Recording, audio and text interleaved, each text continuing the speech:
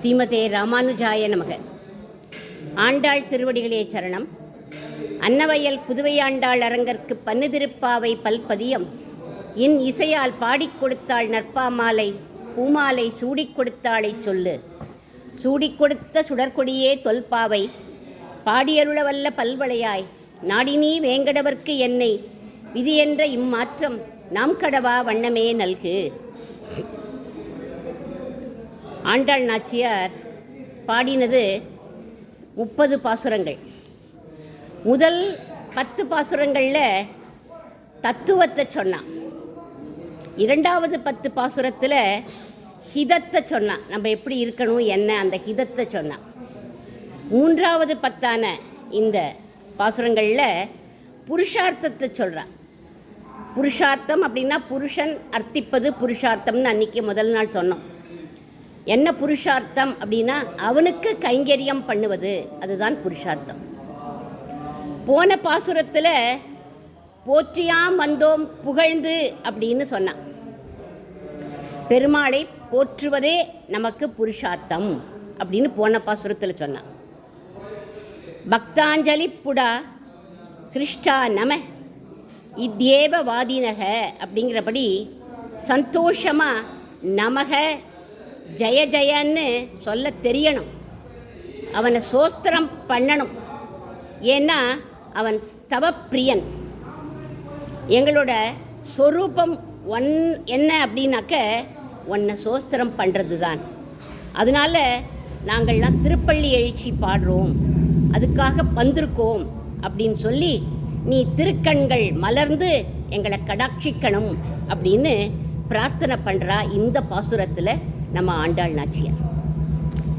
அங்கண்மா ஞாலத்து அரசர் அபிமான வங்கமாய் வந்து நின் பள்ளிக்கட்டில் கீழே சங்கமிருப்பார் போல் வந்துதலை பெய்தோம் கிங்கிணிவாய் செய்த தாமரை பூ போலே செங்கண் சிறிச்சிறிதே எம்மேல் விழியாவோ திங்களும் ஆதித்யனும் எழுந்தாற்போல் அங்கண் இரண்டும் கொண்டு எங்கள் மேல் நோக்குதியேல் எங்கள் மேல் சாபம் இழிந்தேல் ஓரெம்பாவாய். அங்கண்மா ஞாலத்து அரசர், ஞாலம் மாஞாலம், அங்கண்மா ஞாலம் அப்படின்னா 7 தீபங்கள் சேர்ந்த இந்த உலகத்தை ஆண்ட அரசன் ஒத்தரத்தான் ஆண்டாள் இங்கே குறிப்பிடுறா. அவரை எப்பேற்பட்டவர் அப்படின்னா அபிமானமற்றவர் அப்படிங்கிறா நம்ம ஆண்டாள். யார் அவர் அபிமானமற்றவர் அப்படின்னா இதற்கு ஆதி கவி ஸ்ரீ வால்மீகி பகவான் பதில் சொல்கிறார். சர்வா பூர்வம் இயம் வசுந்தரா ஏஷாம் ஆசீத் கிருத்சரம் அப்படின்னு தொடங்கிறது ராமாயண ஸ்லோகம். இந்த பதிலை சொல்கிறது என்ன, இந்த பூமி முழுவதும் முதல்ல இக்ஷ்வாகு வம்சத்தவர்களுக்கு சொந்தமாக இருந்தது அப்படிங்கிறார். வசுந்தரா அப்படின்னா மாஞாலம்னு அர்த்தம். 7 தீபங்களும் பெரிய பெரிய மலைகளும் காடுகளும் நிறைந்த இந்த பூமியை ஆண்டவர்கள் யார் அப்படின்னா இக்ஷ்வாகு வம்சத்தில் உள்ளவா தான் ஆண்டாள் அப்படின்னு அவள் தான் ஆண்டுண்டு வந்திருக்கா அப்படின்னு ஆதி கவி வால்மீகி இந்த இடத்துல சொல்கிறார். அரசனை நம்மளாம் விஷ்ணு ஸ்வரூபம் அப்படின்னே சொல்வோம். ஏன்னா பகவான் விஷ்ணு இந்த லோகத்தை ரட்சிக்கிற மாதிரி இந்த அரசர்களும் ரட்சிக்கிறார். அப்படி ரட்சிக்கிற போது என்ன வரும் அப்படின்னாக்கா அபிமானம் வந்துடும், ஒரு கர்வம் வந்துடும். நாம் தான் ரட்சிக்கிறோம் இவாளெல்லாம் அப்படிங்கிற ஒரு கர்வம் வந்துடும் எல்லா அரசர்களுக்குமே, மன்னர்களுக்கெல்லாம். அந்த அபிமான பங்கமாய் ஆண்ட ஒரு இக்ஷ்வாகு அரசரைத்தான் இங்கே சொல்கிற. அபிமானமே வரலையாம் ஒரு அரசனுக்கு. இக்ஷ்வாகு வம்சத்தில் வந்தவனுக்கு அந்த அபிமானம் இல்லை. அப்படின்னா யார் அப்படின்னா உடனே நம்ம என்ன சொல்லுவோம், தசரதரை தான் சொல்லுவோம். தசரத சொல்லுவோம் இல்லையா, ஆனால் அவர் இல்லை. அவருக்கு தசரத சக்கரவர்த்திங்கிற ஒரு எண்ணம் எப்போதும் தங்கிட்ட இருக்குமா. அதனால் அவருக்கு அபிமானம் இருக்குது. அந்த எண்ணமே இல்லாமல் அபிமானம் இல்லாமல் ஆண்ட மகாராஜா ஒருத்தர் இருக்கார். யாருன்னா அம்பரீஷ மகாராஜா. அவரை திருவுள்ளத்தில் கொண்டு தான் பாடியிருக்கா நம்ம ஆண்டாள் இந்த இடத்துல. எப்படி அவரை சொல்கிறா அப்படின்னா மந்திர மார்ஜனாதிஷு அரண்மனையில் கைங்கரியம் பண்ணுறதுக்கு அவருக்கு 1000 பேர் இருக்கார். ஆனால் இவர் என்ன பண்ணுவார் தெரியுமா? இவரும் இவருடைய மனைவியும் பாகவதம் ரொம்ப அழகாக அதை வர்ணிக்கிறது. 2 பேரும் கோமயம் அப்படின்னா பசு சாணியை எடுத்து பெருமாள் சன்னதியை தன் கையாலேயே மெழுகி கோலம் போட்டு புஷ்பங்களை பறிச்சுண்டு வந்து மாலை கட்டி பெருமாளுக்கு சாத்தி திருவாராதனம் பண்ணதால் ஆதிஷு மந்தர மார்ஜன் ஆதிஷு அப்படிங்கிற சொல்ல கொண்டு நம்ம புரிஞ்சுக்கலாம். அவள் அப்படி பண்ணுவாள். இவர் அபிமானமற்றவராக இருந்ததுனால தான் பெருமாள் மகிழ்ந்து போய் தன்னோட சக்கரத்தாழ்வானியே இவர்கிட்ட கொடுத்துட்டு வந்துட்டார். அவர் அந்த சக்கரத்தை கொடுத்த உடனே நான் அரசன் இல்லை, இந்த சக்கரம்தான் அரசன் இந்த நாட்டுக்குன்னு சொல்லி அதை ஒரு அழகாக சிம்மாசனம் போட்டு உட்காத்தி வச்சுட்டு அதுக்கிட்ட வந்து எல்லாம் கேட்டுட்டு தான் சொல்லிட்டு தான் இவர் ஆட்சி பண்ணுவார். அப்பேற்பட்ட அபிமானமற்றவர் இந்த அம்பரீஷ மகாராஜா. இவர் எப்படி அகங்காரம் இல்லாமல் இருந்தாரோ அந்த மாதிரி இருந்தார்.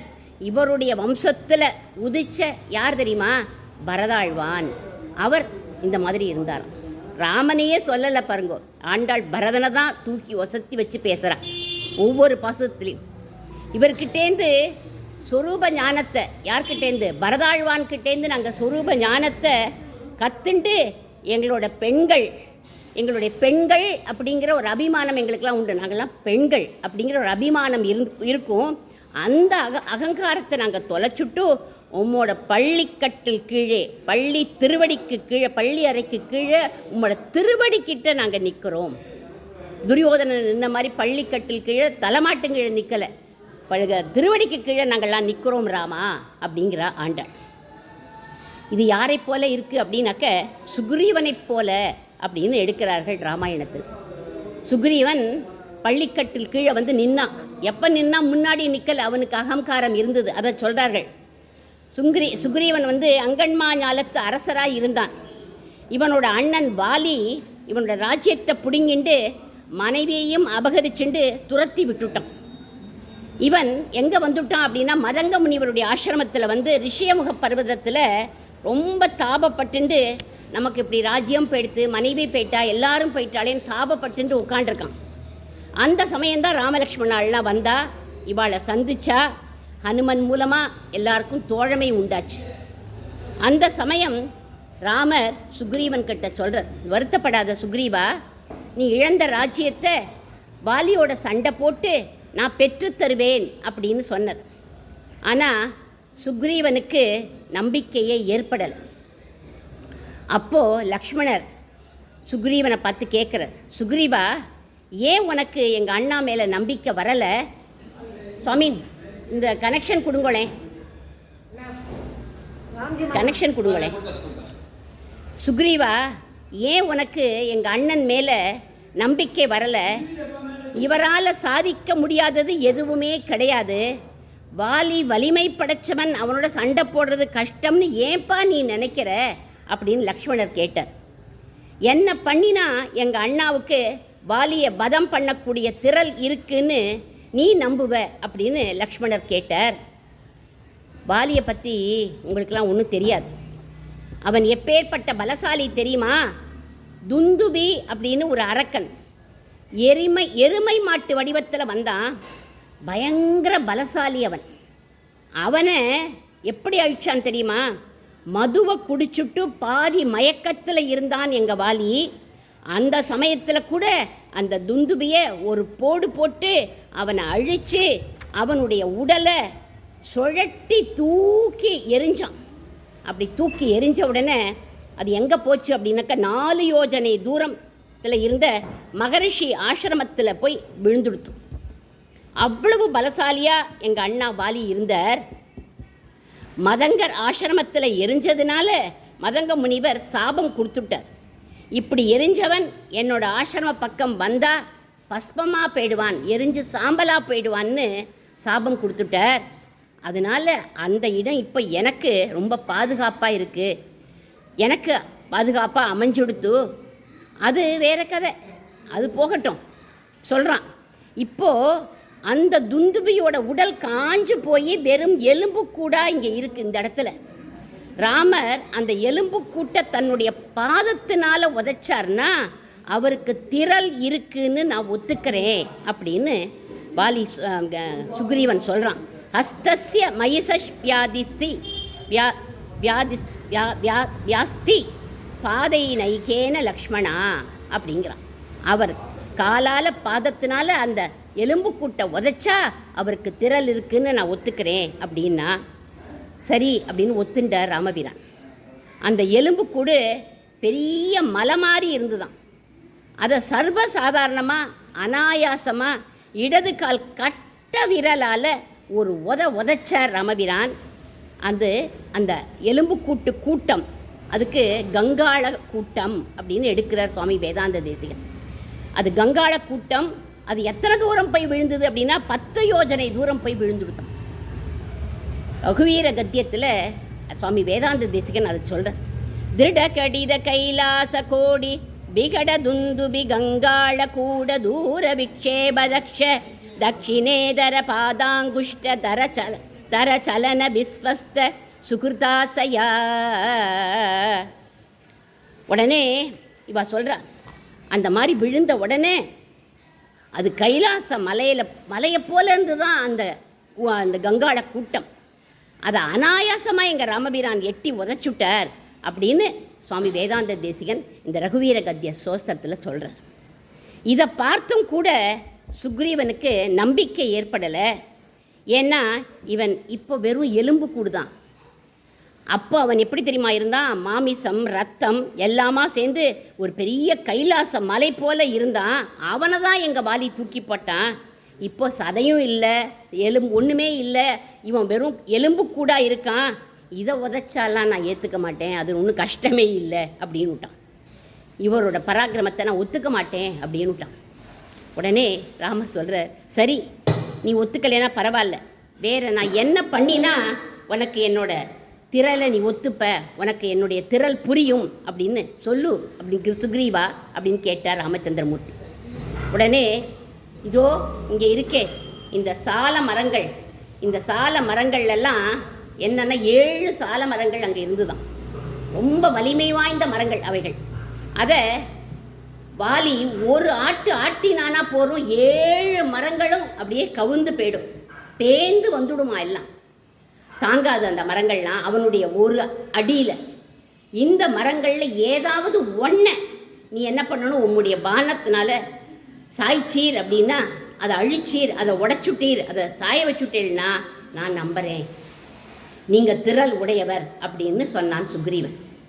உடனே பெருமாள் என்ன பண்ணார், 7 சால மரங்கள் இருக்குது அங்கே, ஒரு பானத்தை தான் போட்டார். அந்த பானத்தை போட்ட உடனே அந்த 7 மரங்களையும் போய் அந்த பானம் ஒரே தெரியா, ஒரு மரம் இல்லை 7 மரங்களையும் அந்த பானம் தாக்கி தொலைச்சுட்டு அதுக்கப்புறம் அது எங்கே போச்சு, பூமிக்குள்ளே போய் பாதாளத்துக்குள்ளே போய் திரும்பி ராமருடைய அம்புரா துணியில் வந்து விழுந்துடுத்தான் அந்த மரங்கள். அதையும் சுவாமி வேதாந்த தேசிகன் சொல்கிறார் ரகுவீர கத்தியத்தில். அதி பிருதுல பகு விடபி கிரிதரணி விவர யுகபதுதய விவருத்த சித்திரபுங்க வைஷித்ரியா அப்படின்னு அவர் கொண்டாடுறார். அப்பேற்பட்ட திரளை காண்பிச்சார் ராமபிரான். சரி பரவாயில்ல, அப்போ கூட மனசுக்குள்ள ஒரு சந்தேகம், எங்கள் வாலி மாதிரி திரள் உடையவன் யாருமே இருக்க முடியாது, பெருமாளையே அவ்வளோ சந்தேகப்படுறான் அவன். சரி அப்படின்னு ஒத்துண்டு நான் வாலியோட சண்டைக்கு போகிறேன் அப்படின்னு சொன்னான் சுக்ரீவன். ராமபிரானுக்கு மனசுக்குள்ள ஒரு சஞ்சலம் இருந்துகிட்டே இருந்ததான். ஏன் அப்படின்னா என்னுடைய தம்பி லக்ஷ்மணன் சொன்னதை இவன் ஏற்றுக்காமல் இருந்துட்டான். எங்கள் அண்ணாவால் முடியாதது எதுவுமே இல்லைன்னு சொன்ன போது கூட அதை ஏற்றுக்காமல் இவ்வளவு பரீட்சை வச்சு இவ்வளவு டெஸ்ட்டு வச்சு அதுலேயும் முழு நம்பிக்கை ஏற்படாமல் ஏதோ போனால் போகிறது அப்படின்னு ஒத்துண்டு வாலியோட சண்டைக்கு போகிறானே அப்படின்னு ஒரு சந்தேகம் இருந்துதான் பிரபு ராமருக்கு. இந்த சந்தேகத்தை விட இன்னொரு சம்பவமும் பிரபுவுக்கு ஞாபகம் வந்தது, அது மனசில் உறுத்திகிட்டே இருந்ததான். என்ன அப்படின்னா முதல்ல சுக்ரீவனை சந்திக்கிறார்கள் ராமரும் லக்ஷ்மணரும். ராமருக்கு மட்டும் இந்த சுக்ரீவன் என்ன பண்ணால் ஏதோ ஒரு மரத்துண்டை எடுத்து போட்டு உட்கார சொல்லிட்டான். லக்ஷ்மணருக்கு அந்த மரத்துண்டை கூட போட்டு உட்காரு அப்படின்னு சொல்லலை, அவ்வளவு மரியாதையும் காமிக்கலை. யாரோ சேவகன் சர்வெண்ட்டு அப்படின்னு நினச்சின்னு இருக்கிற மாதிரி இருந்தது. அவன் லக்ஷ்மணரை பார்த்த பார்வை. உடனே லக்ஷ்மணருக்கு என்ன பண்ணினார் தெரியுமா? நம்ம ஹனுமன் ஒரு சந்தன மரத்துண்டை எடுத்துன்னு வந்து போட்டார். அதில் அமரச் சொன்னார். லக்ஷ்மணர் ஆதிசேஷன் இல்லையா, அந்த பாம்புக்கு சந்தனம் அப்படின்னா ரொம்ப பிடிக்குமா, ஆதிசேஷ பாம்புக்கு. சந்தோஷமாக லக்ஷ்மணர் அதில் உட்காண்டாராம். லக்ஷ்மணரை பற்றி சரியான ஒப்பீனியன் இல்லையே இந்த சுக்ரீவனுக்கு.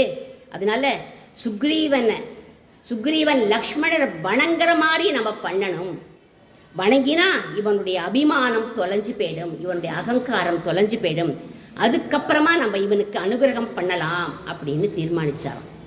ஏன்னா அவங்ககிட்ட கொஞ்சம் அகங்காரம் இருக்குது, ஏதோ போனால் போகிறது அப்படின்னு யுத்தத்துக்கு போனானே ஒழிய இவனுடைய அபிமானத்தை முதல்ல தொலைக்கணும் அப்படின்னு நினச்ச. அதனால் வாலியோட அதுக்கு என்ன பண்ணினார்? முதல்ல சுக்ரீவன் சண்டை போட போன போது பிரபு வாலியை கொல்லலை, மறைஞ்சு நின்றுட்டு நான் வாலியை அழிப்பேன்னு சொன்னேன், அதுதான் ஒப்பந்தம். ஆனால் சுக்ரீவன் நன்னா அடி வாங்கிட்டு வந்தான்.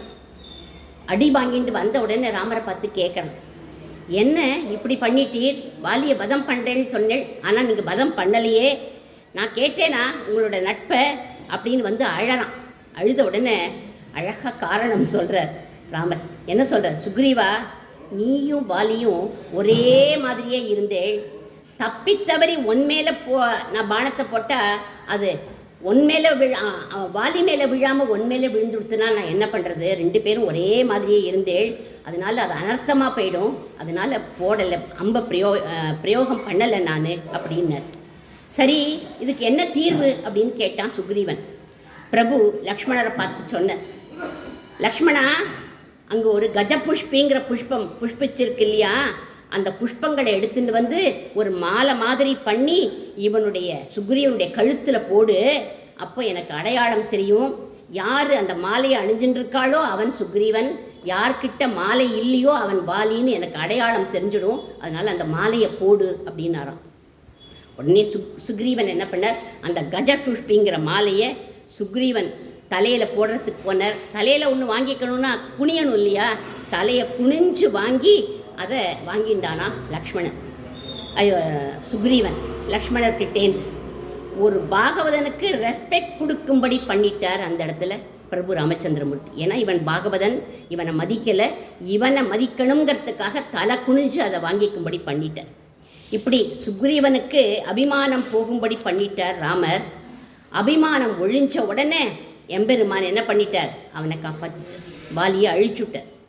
அந்த மாதிரி சுக்ரீவன் போல நாங்களும் இங்கே வந்திருக்கோம் அப்படின்னு சொன்னார்கள். அகங்காரம், அபிமானம் எல்லாத்தையும் முன்னாடி எங்களுக்கு இருந்தது, அது இப்போ ஒழிஞ்சு போயிடுத்து. அபிமானம் ஒழிஞ்சு பரதன் எப்படி அபிமானம் ஒழிஞ்சு இருந்தானோ, சுக்ரீவன் எப்படி அபிமானம் ஒழிஞ்சு இப்போ வந்துட்டானோ, அதை பார்த்து அதை கத்துண்டு நாங்களும் உன்னுடைய பள்ளிக்கட்டில் கீழே வந்து நாங்கள் நிற்கிறோம் அப்படின்னு சொன்னார்கள்.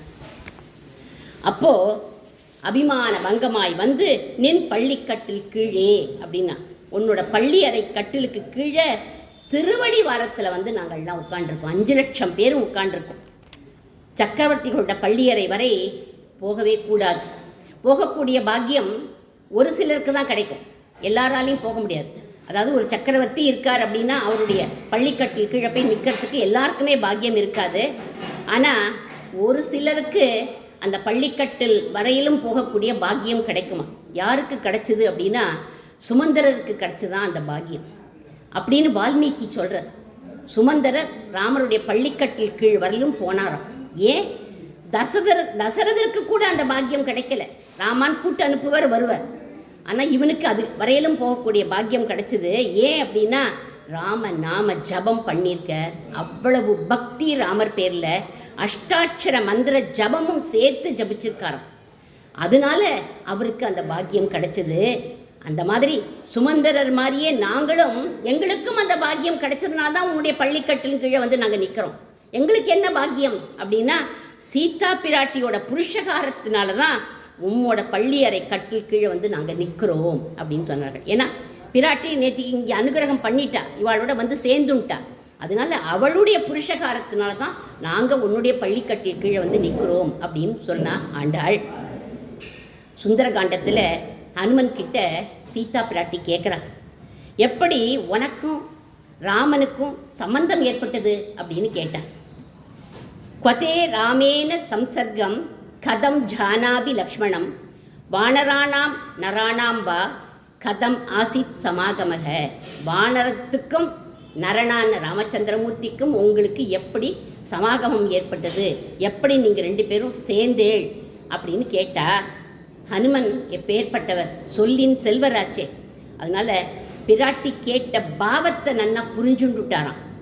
உங்கள் அனுகிரகத்தினால் இன்னொருத்தனால ஏதோ நாங்கள் 2 பேரும் சேர்ந்துட்டோம், என் வாலியை அழிச்சான் அப்படிலாம் சொல்லுவான். அப்படி சொல்லலை. ஏன்னா இவர் சொல்லின் செல்வர், உங்களுடைய அனுகிரகத்தினால தான் ராமரோட நாங்கள் சேர்ந்தோம் அப்படின்னா. நான் எப்போ உங்களுக்கு அனுகிரகம் பண்ணினேன் அப்படின்னு கேட்டா பிராட்டி. அதுக்கு ஹனுமன் சொல்கிறார், ததஸ்வகாத்திர சோபினி ரக்ஷசா ரக்ஷசா கிரியமானய யானி ஆபரண ஜலானி பாதிதானி மகீதலே தானி சர்வாணி ராமாய ஆனீய ஹரியோத்தபாகா. இந்த இடத்துல ஆபரண ஜலானி, தாயே உங்களுக்கு ஞாபகம் இருக்கோ இல்லையோ தெரியல, அந்த ராவணன் உங்களை அபகரிச்சுட்டு போன போது உங்களுடைய திரு ஆபரணங்கள் எல்லாத்தையும் கழட்டி ஒரு துணி முடிப்பில் சுற்றி ரிஷியமுக மலைக்கு மேலே நீங்கள் போட்டேன். அந்த ரிஷியமுக மலை மேலே 4 குரங்குகள் உட்காண்டிருந்தோம், அதை நாங்கள் வாங்கிட்டோம். அந்த 4 குரங்குல அடியேனும் ஒருத்தன் அப்படின்னு சொன்னார். அதனால அந்த ஆபரணங்களை கொண்டு போட்ட உடனே அதை கொண்டு போய் நாங்கள் ராமபிரான்கிட்ட கொடுத்தோம். அவருக்கு நண்பர்களாக ஆயிட்டோம். உங்கள் ஆபரணங்கள் மூலமாக உங்களுடைய அனுகிரகம் எங்களுக்கு கிடைச்சுடுத்து. நீங்கள் கண்களால் எங்களை கடாட்சம் பண்ணிட்டீர். அன்னைக்கு உங்கள் கடாட்சத்தினால தான் பெருமாளோட எங்களை நீங்கள் தான் சேர்த்து வச்சீர் அப்படின்னு பிராட்டியை தூக்கி, பிராட்டி கடாட்சம் எங்களுக்கு அப்போவே கிடைச்சுடுத்துன்னு சொன்னாராம். அதை ஆண்டாள் சொல்கிறார். ஹனுமானுக்கு ஆபரணம் மூலமாக தான் அனுகிரகம் பண்ணீர், எங்களுக்கோ நப்பெண்ணை பிராட்டியான சீத்தையே எப்படி வந்தா, சீரார் வளை ஒலிப்ப வந்து கதவை திறந்தா. எங்கள் கோஷ்டியில் இப்போ அவளும் ஒருத்தியாக ஆயிட்டா. இப்போ நாங்கள் எத்தனை பேர் தெரியுமா ராமா? 5 லட்சம் பேர் ப்ளஸ் ஒரு தாயார். நாங்கள் இத்தனை பேர் வந்து நிற்கிறோம். பெருமாள் திருவடிக்கு கீழே போய் நம்ம உட்காண்டா பெருமாள் என்ன தெரியுமா பண்ணுவார்? அவர் நம்மளை பாஸ் ஆக்கிடுவார், நம்மளை எஜமானன் மாதிரி உட்காத்தி வச்சுடுவார். அவர் சர்வெண்ட்டாக போயிடுவாராம். இதை ராமாயணத்தில் பார்க்கலாம். ராமருக்கு பட்டாபிஷேகம்னு தசரதர் அனௌன்ஸ் பண்ணிட்டார். அந்த கிரீடம், ராமருடைய தலைக்கு வைக்க போகிற அந்த கிரீடம் ரொம்ப குதிச்சு தான், நாளைக்கு நான் ராமனுடைய தலைமையில் ஏறி உட்கார போகிறேன் அப்படின்னு குதிச்சு தான். ராமர் பார்த்தார், இதை சஸ்பெண்ட் பண்ணிட்டார், அதை தூக்கி வெளியில் போடு அப்படின்ட்டார். அதை தூக்கி போட்டாச்சு. ஏன்னா பட்டாபிஷேகம் நடக்கலையே. ஆனால் அந்த பாதுகாதேவி இருக்காளே, பெருமாள் திருவடிக்கு கீழே இருந்து நான் எப்பவும் கைங்கரியம் பண்ணிகிட்டே இருப்பேன்னு அவன் நினச்சாளாம். அந்த பாதுகையை தூக்கி ராமர் சிம்மாசனத்தில் 14 வருஷம் வச்சு பட்டாபிஷேகம் பண்ணிட்டார். அப்போது பெருமாள் திருவடிக்கு கீழே இருந்து கைங்கரியம் பண்ணணும் அப்படின்னு தெரியுது. கைங்கரியம் பண்ணணும் யாரை போல அப்படின்னா, அம்பரீஷ சக்கரவர்த்தி மாதிரி கைங்கரியம் பண்ணணும். அபிமானத்தை தொலைச்சுட்டு அப்படிங்கிறது எங்களுக்கெல்லாம் நன்னா தெரிஞ்சு போயிடுது அப்படிங்கிறா ஆண்டாள். எம்பெருமானே, நாங்கள் எல்லாரும் பள்ளிக்கட்டில் கீழே எப்படி வந்திருக்கோம்னு வந்து பாரு ராமா அப்படிங்கிறார். எப்படி? சங்கம் இருப்பார் போல் வந்துதலை பெய்தோம் அப்படின்னு சொன்னார். சங்கம் இருப்பார் போல் வந்துதலை பெய்தோம்னா, அயோத்திக்கு கூட்டம் கூட்டமாக அங்கன்மா ஞாலத்து அரசர்கள் எல்லாரையும், கிட்டத்தட்ட 300 அரசர்களை பரதன் கூப்பிட்டு திரட்டி வச்சுருந்தான். சங்கமாக கூப்பிட்டு திரட்டி வச்சுருந்தான்.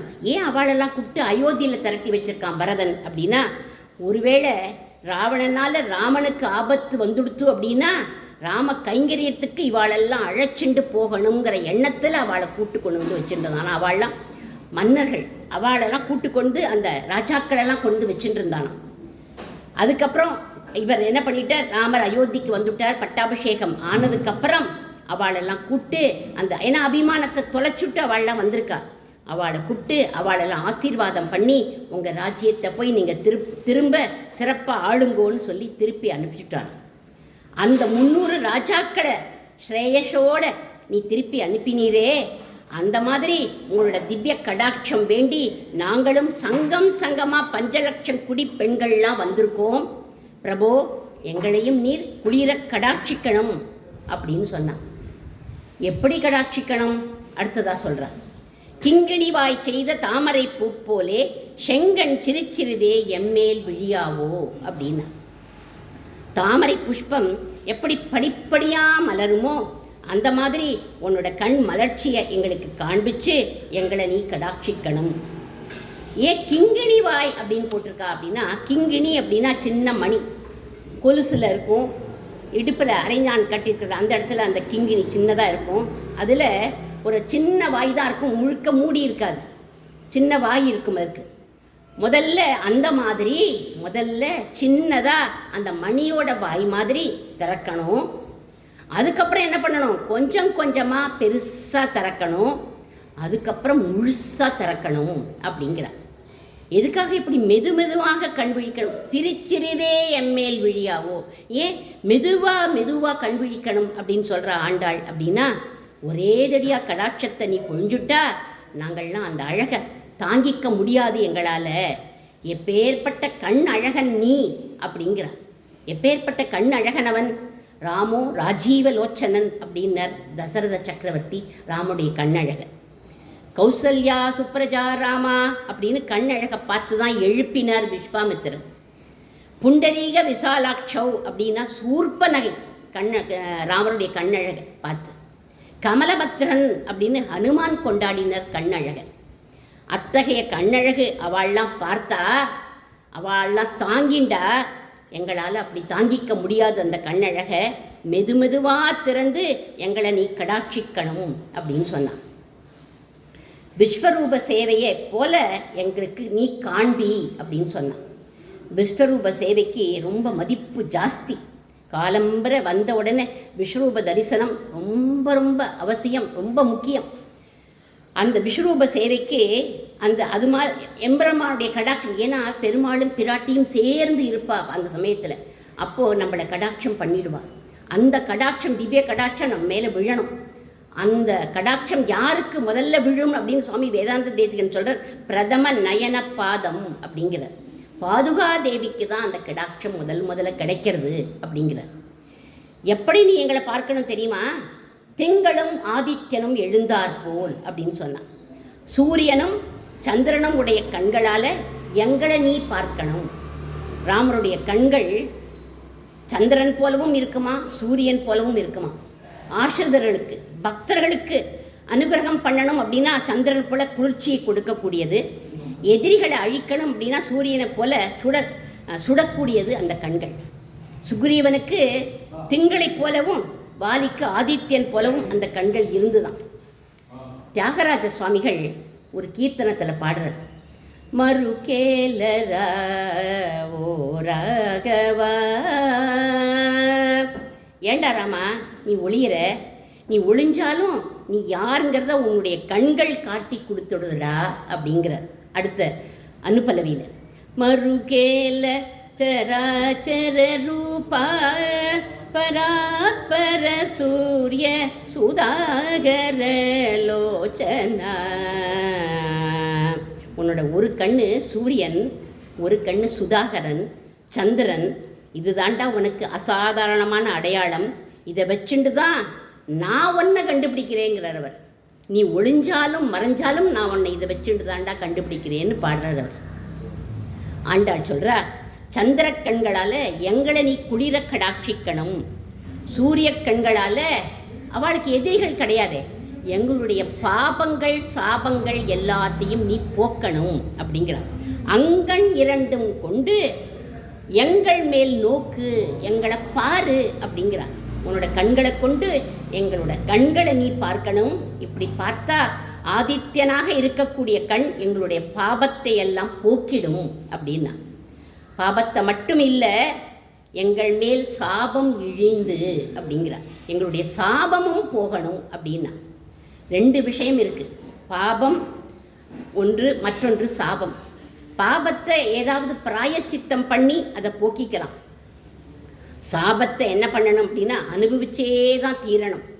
ஆனால் அது கூட அந்த சாபம் கூட உன்னுடைய கடாட்சம் பட்டுதுன்னா அதுவும் போயிடும், சாபமும் போயிடும். இதுக்கு எடுத்துக்காட்டு யார் அப்படின்னா அகல்யா.